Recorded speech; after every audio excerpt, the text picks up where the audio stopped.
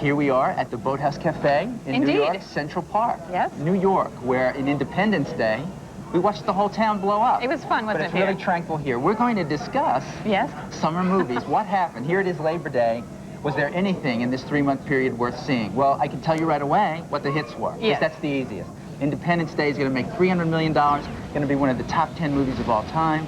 Twister did $250 million, and then Mission Impossible $180. They were all huge hits. We only kind of liked Independence Day. Yeah, I liked Independence Day. All huge hits, but not very memorable. But look at what tanked, Peter. Striptease with Your Friend Demi Moore. My buddy. The Cable Guy with Jim Carrey. Normally he makes like millions and millions and millions. Didn't do so well. And The Hunchback of Notre Dame. I know you love cartoons. It must be terrible for you. Well, it was a disappointment to Disney to make a dark movie like that. I kind of like the fact that it was dark. There's a list of nothing. We got The Phantom, we got Fled, nothing but major flops coming out there. I feel like Sam Jackson in A Time to Kill when he said, yes, they deserve to die, and they should all rot in hell. But what about comebacks?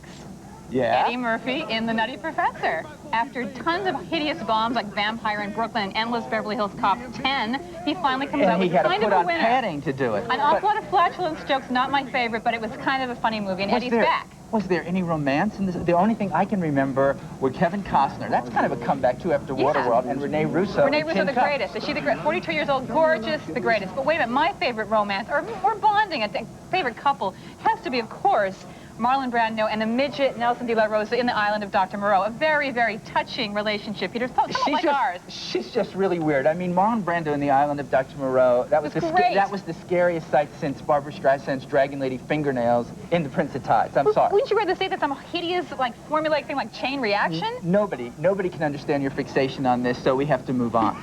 Let's talk about the most incoherent movie that was a success, which had to be Mission Impossible. Oh, yes. Did you understand it, Pete? You understood it. Of course you did. Nobody understood the plot, and you know what, Dana? Nobody cared. They went to the movie anyway.